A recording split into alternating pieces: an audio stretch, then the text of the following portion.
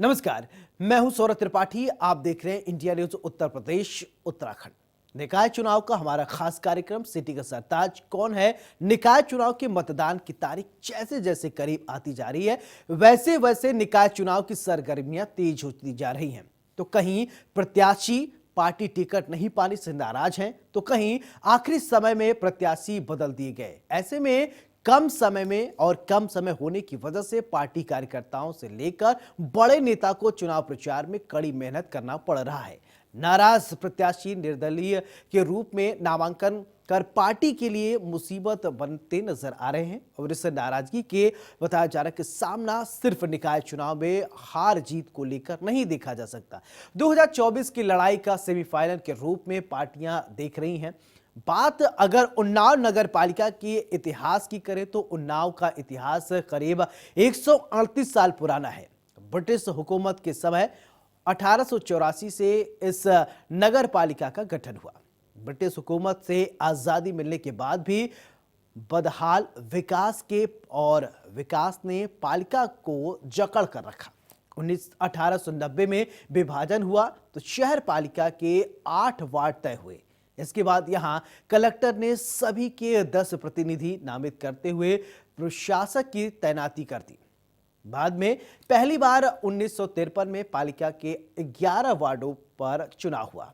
इसके बाद 24 और फिर 32 वार्ड हैं और इस कुल बताया जा रहा है कि इस बार कुल अगर गणित की बात करें तो 1,42,000 मतदाता अपने मत का प्रयोग करेंगे। पिछले चुनाव यानी साल 2017 में की बात कर ले तो बीजेपी के प्रत्याशी अमिता अवस्थी को हराकर सपा प्रत्याशी उषा कटियार ने बाजी मारी थी। इस बार 2023 में बीजेपी ने श्वेता मिश्रा को टिकट दिया है। सपा ने नीतू पटेल को प्रत्याशी बनाया है। कांग्रेस की सीमा गुप्ता और बसपा ने अनीता द्विवेदी को अपना प्रत्याशी बनाया है। मुस्लिम वोटर्स की संख्या करीब 12,000 है। तो चुनाव में अहम भूमिका निभाते हैं। स्थानीय लोगों से बातचीत में पता चला कि इस बार मुस्लिम वोटर्स कांग्रेस के साथ हैं। वहीं बिमल द्विवेदी विगत 10 वर्षों में किए गए कार्यों के नाम पर अपनी पत्नी के लिए वोट मांग रहे हैं। बीजेपी प्रत्याशी के समर्थन में मुख्यमंत्री और डिप्टी सीएम की रैली हुई, जिसमें बीजेपी के नाम पर वोट मांगते हुए नाराज हुए। साथ ही सपा पुराना इतिहास दोहराने की रणनीति पर काम कर रही है। बात नए समीकरण की करें तो नगरपालिका चुनाव की 3 सीटों पर मुकाबला बेहद दिलचस्प नजर आ रहा है। बीजेपी ने गंगा घाट समेत अन्य नगरपालिकाओं में पुराने चेहरों पर दांव खेला है, लेकिन बांगर मऊ में पिछली बार निर्दलीय प्रत्याशी इजहार खान गुड्डू ने बाजी मारी थी और उन्नाव सदर की सीट सपा के खाते में गई थी। ऐसे में देखना होगा कि बीजेपी क्या जीत का आंकड़ा बढ़ा पाती है या विरोधी दल भारी पड़ते हैं। निकाय चुनाव समीकरण की बात करें तो शुक्लागंज भाजपा का गढ़ माना जाता है। इस बार भी भाजपा ने अपनी पुरानी प्रत्याशी पर ही दांव खेला है। सपा और बसपा से कमजोर प्रत्याशी उतारने की स्थिति में भाजपा के लिए रास्ता साफ हो सकता है। वहीं बांगरमऊ नगर पालिका में मुस्लिम बाहुल्य वोटर होने के कारण यहां पर निर्णायक भूमिका में मुस्लिम वोटर्स होंगे। अभी तक यहां निर्दलीय इजहार खान गुड्डू चेयरमैन हैं। फिलहाल मुकाबला त्रिकोणी नजर आ रहा है और जिले में पिछले निकाय चुनाव की अपेक्षा इस बार वोटर्स की संख्या में इजाफा हुआ है। वोटर्स की कुल संख्या में करीब 15% की बढ़ोतरी हुई है।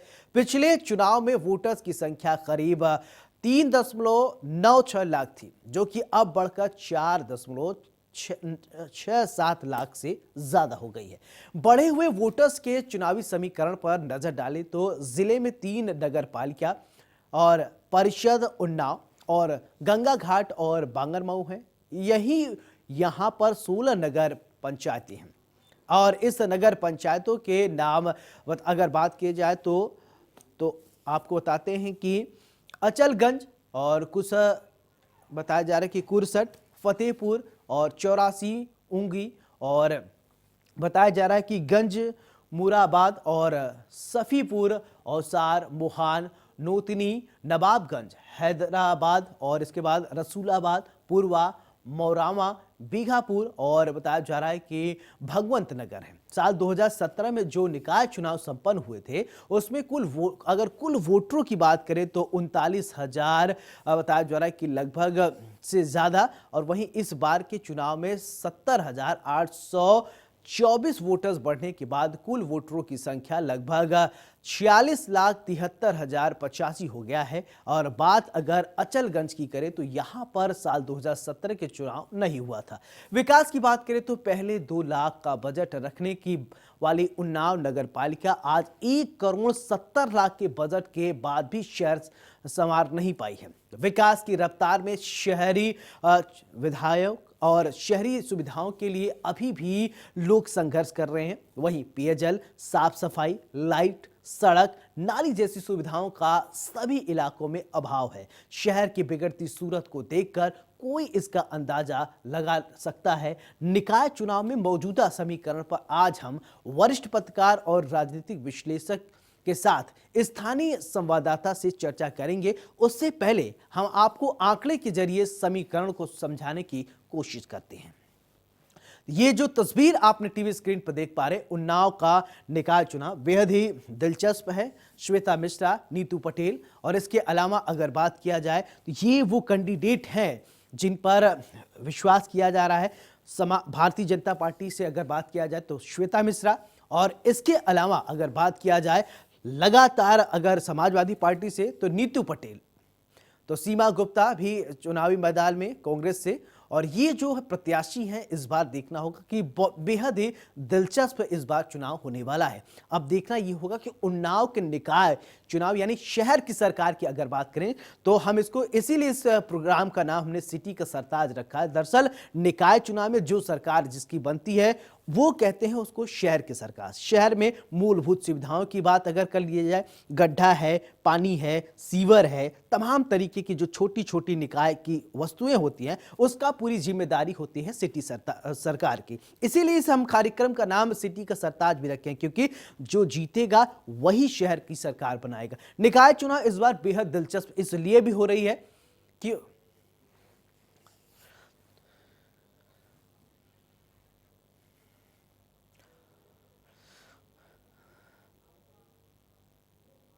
तो चर्चा करने के लिए हमारे साथ मेहमान भी जुड़ गए हैं। सबसे पहले परिचय करा देते हैं, फिर इसके बाद चर्चा की शुरुआत करते हैं। संजय नारायण वाजपेयी राजनीतिक विश्लेषक आप हैं, आपका बहुत बहुत स्वागत है। सत्यम वाजपेयी संवाददाता हमारे उन्नाव से हैं, आपका भी बहुत बहुत स्वागत है। तो सबसे पहले संजय नारायण जी, उन्नाव की अगर सीट और गणित की बात करें तो बेहद दिलचस्प है। चुनौतियों की अगर बात कर लें तो क्या कुछ चुनौतियां आप देख रहे हैं? पहले तो मैं बताना चाहूंगा कि उन्नाव नगर पालिका क्षेत्र के समीकरण 2000 के बाद से बदल चुके हुए हैं। आजादी के पहले से लेकर 2000 तक ये नगर पालिका में निर्णायक मतदाता मुस्लिम, वैश्य समाज और उच्च वर्ग का होता था। 2000 के बाद शहर के विकास के साथ साथ ग्रामीण अंचल के काफी अदर बैकवर्ड क्लासेस की आबादी का काफी प्रभाव यहाँ पे देखा गया है जी। और पिछले 2 चुनाव में इसी वर्ग के लोगों का विजय मिली है। इसके पहले समाजवादी पार्टी से थी, उसके पहले जो भारतीय जनता पार्टी से वो भी ओबीसी वर्ग से आते थे। तो एक ये समीकरण में थोड़ा सा बदलाव आया है उन्नाव नगर पालिका क्षेत्र में। और इस बार भारतीय जनता पार्टी की ओर से ब्राह्मण प्रत्याशी और बहुजन समाज पार्टी की ओर से भी ब्राह्मण प्रत्याशी होने की वजह से दोनों वर्ग के मतदाताओं में थोड़ा सा ऊहापोह की स्थिति अभी बनी हुई है। हालांकि चुनाव आते आते परिवर्तन होगा, जैसा कि होता रहा है पहले। और परंपरागत रूप से जो ओबीसी वर्ग है वो समाजवादी पार्टी के साथ रहता है और जो मुस्लिम वर्ग का भी बहुत बड़ा निर्णायक मतदान उन्नाव नगर पालिका क्षेत्र के लिए रहा है और अभी भी है। लगभग 12% के आसपास शायद आबादी है यहाँ पे शहर में। तो उसका रुझान मूलतः कांग्रेस और समाजवादी पार्टी के पक्ष में ही रहा।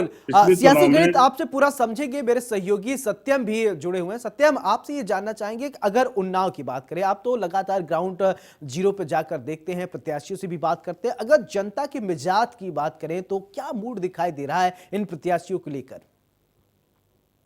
देखिए, अगर पिछले समीकरण की बात करें तो 2017 में जो चुनाव हुए थे, हम्म। आपको बता दें उस समय जो वोटर्स थे वो 1,22,000 थे। हम्म। अब वोटर हैं 1,42,000। हम्म।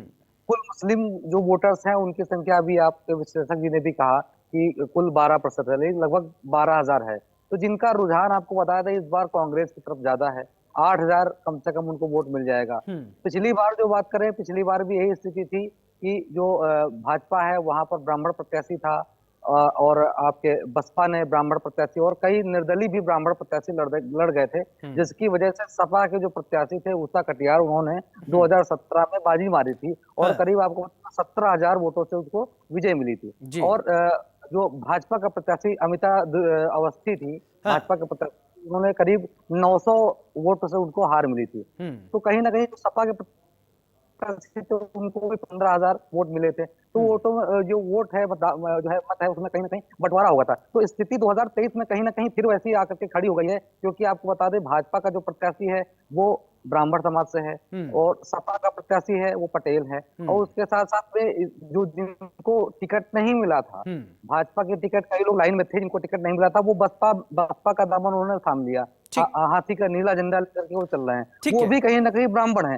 तो कहीं ना कहीं वो भी समीकरण बिगाड़ने का पूरा काम मतलब करेंगे। समीकरण बिगाड़ने की बात होगी। संजय जी, एक सवाल मेरा ये जहन में मेरे आ रहा जी। है कि अभी आप देख रहे होंगे मुख्यमंत्री योगी आदित्यनाथ लगातार जनसंपर्क कर रहे हैं, रैलियां कर रहे हैं, लेकिन अगर समाजवादी पार्टी की तरफ से देखा जाए, अखिलेश यादव सिर्फ प्रेस कॉन्फ्रेंस तक ही सीमित है। मायावती की अगर बात कर ले बहन जी, तो वो सिर्फ ट्विटर तक ही सीमित है। यानी बीजेपी जो है वो आरंभ है, प्रचंड है वाला व्यवस्था लेकर चल रही है, और वहीं विरोधी पार्टियां जो है वो सोशल मीडिया के जरिए ही से प्रचार कर रही। तो इसका भी कहीं ना कहीं उन्नाव में ये फायदा फैक्टर मिलेगा। देखने को मिल सकता है। बिल्कुल सही बात आप कह रहे हैं कि भारतीय जनता पार्टी के आक्रामक अभियान का फायदा भारतीय जनता पार्टी के सभी कैंडिडेट्स को पूरे जनपद में मिलेगा। हम्म। इस बात का निश्चित सत्य है ये। हम्म। और दूसरी पार्टियां अभी अपनी तैयारी में ही लगे हुए हैं, और अभी तक स्थानीय स्तर पे जाति समीकरण की बात छोड़ दें, हम्म। अन्यथा पार्टी के स्तर पर किसी भी दूसरी दल की कोई भी तैयारी हाँ। जमीनी हकीकत में नहीं दिखी है। हाँ।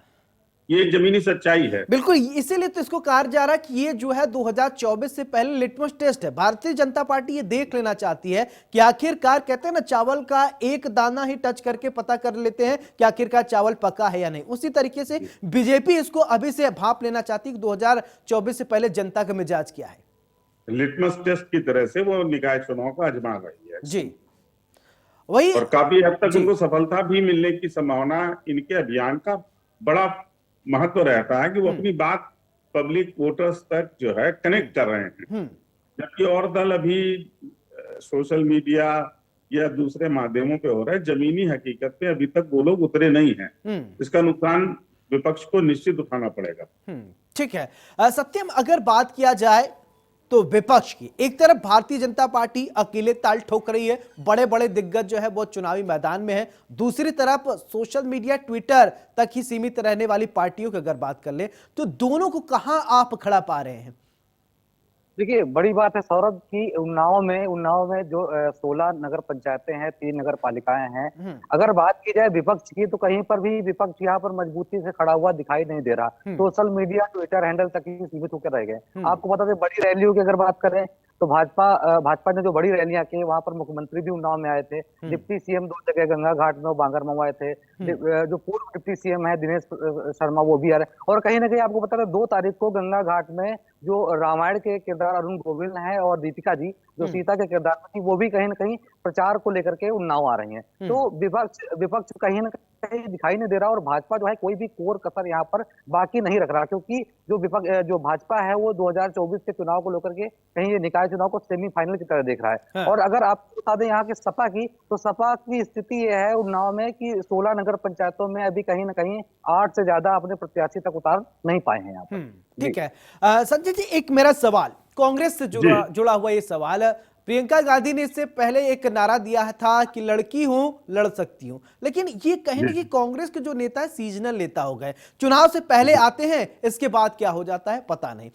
ऐसा ही इस बार भी देखने को मिला। अभी कहीं न राहुल गांधी को कुछ अता पता है इसके विषय में कुछ बोल रहे हैं, न प्रियंका गांधी इसके विषय में बोल रही। मतलब कांग्रेस क्या वास्तव में जो आरोप लगते हैं ये लोग सीजनल नेता है, आप भी मानते हैं क्या?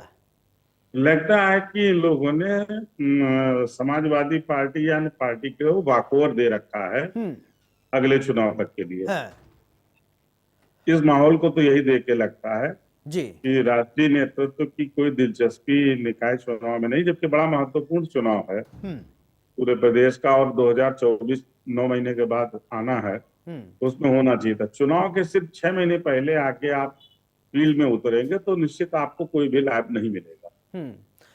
दर्शकों को आप एक बार समझाएंगे क्या कि उन्नाव की जो जातिगण सियासत है, जातिगत, वो क्या होती है, क्या वर्चस्व है? क्योंकि आप तो ग्राउंड में रहते हैं, आप काफी टाइम से देख रहे होंगे, आपको पता होगा कि दर्शकों को थोड़ा समझाइए।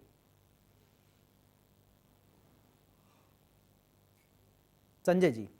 जी, उन्नाव की राजनीति में एक लंबे समय तक ब्राह्मणों का अच्छा वर्चस्व रहा है। हालांकि साथ साथ में ही अदर ओबीसी वर्ग का भी यहाँ पे प्रतिनिधित्व विधानसभा के चुनाव में मिलता रहा है।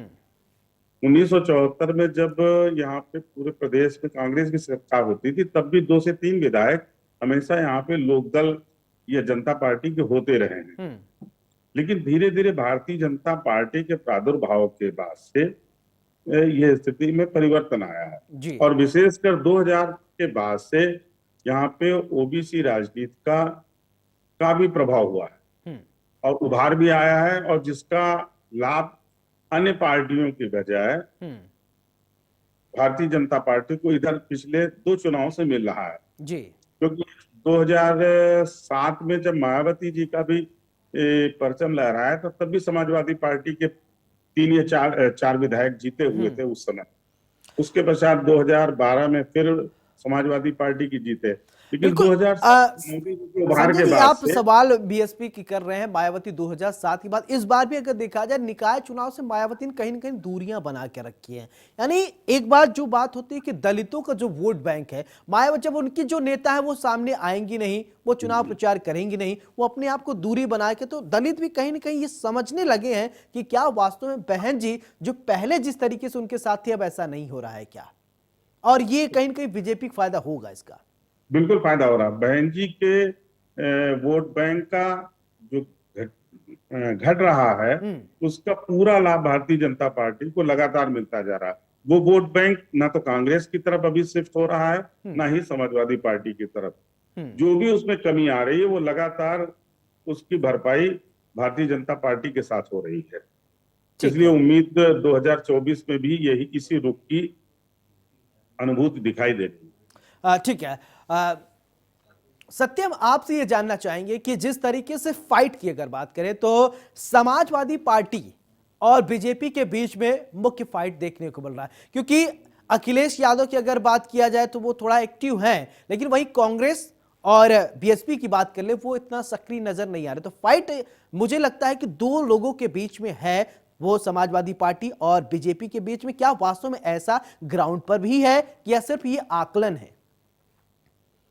देखिए, जिस तरीके की भी बात हो रही थी कि बसपा का जो ग्राफ है वो घटता जा रहा है, जब बहुजन समाजवादी पार्टी की मायावती वहां से, मतलब कुल मिला के राष्ट्रीय पार्टी से या जो कार्यकर्ता कह लें या कह लें कि जो पार्टी की तरफ से यहाँ पर जो विमल द्विवेदी है उनकी पत्नी को टिकट दिया गया यहाँ पर, अनिता द्विवेदी को, उनका ग्राफ भले ही बसपा का घटता जा रहा हो, लेकिन विमल द्विवेदी का जो ग्राफ है वो आज की स्थिति है कि दूसरे या पहले नंबर पे आने की स्थिति में है, क्योंकि नर सेवा नारायण सेवा का ग्राफ लेकर के पिछले 10 साल से काम कर रहे हैं, लगातार जनता के बीच में है। वो नगर पालिका अध्यक्ष नहीं थे, फिर भी उन्होंने कई तालाबों की सफाई कराई, कई जगह जाकर के स्वयं झाड़ू लगाया, कुल मिला के 10 साल से काम कर रहे हैं। तो कहीं ना कहीं हिंदुत्व की भावना लेकर के, हिंदुत्व का, और ब्राह्मण, चूंकि ब्राह्मण बहुल क्षेत्र है यहाँ पर और ब्राह्मणों की नगर पालिका ब्राह्मण वोटर ज्यादा है, तो कह सकते हैं कि ब्राह्मण उनके साथ हैं और ब्राह्मण भाजपा के भी साथ है। तो ब्राह्मण जो कुल मिला के जो कैंडिडेट है भाजपा के, वो भी ब्राह्मण है। तो कहीं ना कहीं वोट यहाँ पर बढ़ गया, हो सकता है इसका फायदा सबको मिल जाए,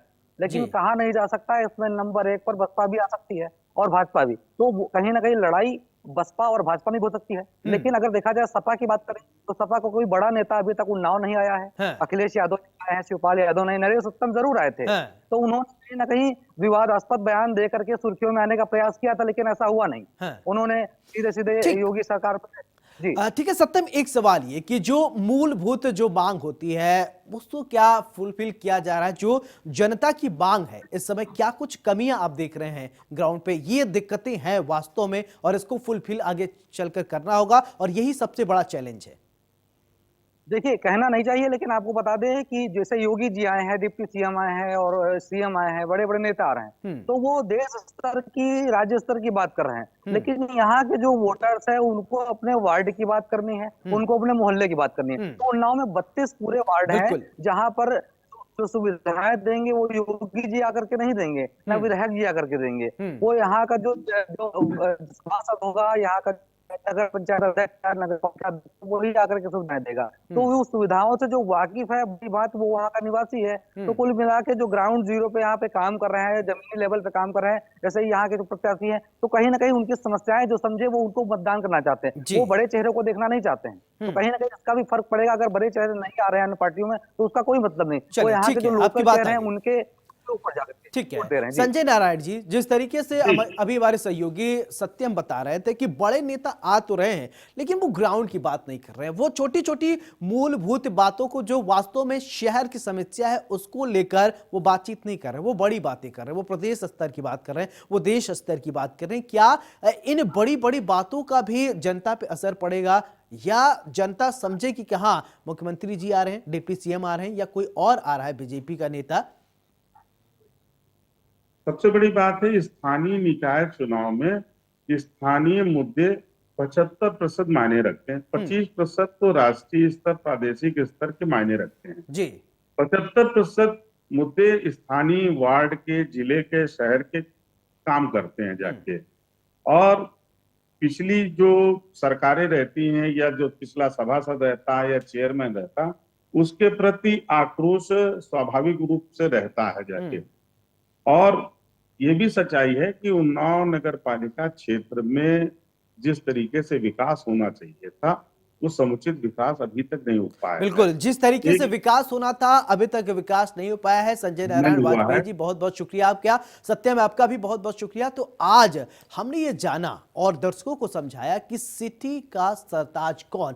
उन्नाव की अगर हम बात करें तो उन्नाव में तमाम तरीके जो मूलभूत सुविधाएं हैं, क्या सभी पार्टियां जो वादे कर रही हैं वो दे पाएंगी या नहीं, या जो पार्टी इस समय वर्क कर रही हैं, जो काम कर रही हैं, क्या उन्होंने अच्छा काम किया है या नहीं। बीजेपी की तरफ से धुआंधार प्रचार हो रहा है और इसके अलावा समाजवादी पार्टी की बात करें तो ग्राउंड पे कोई नहीं, सिर्फ सोशल मीडिया पे मायावती ने अभी तक थोड़ी दूरियां बना रखी हैं। बहरहाल देखना यह होगा कि इस बार उन्नाव की जनता किस पर अपना विश्वास जताती है। सिटी का सरताज कौन, इस खास कार्यक्रम में मेरे साथ फिलहाल इतना ही। नमस्कार।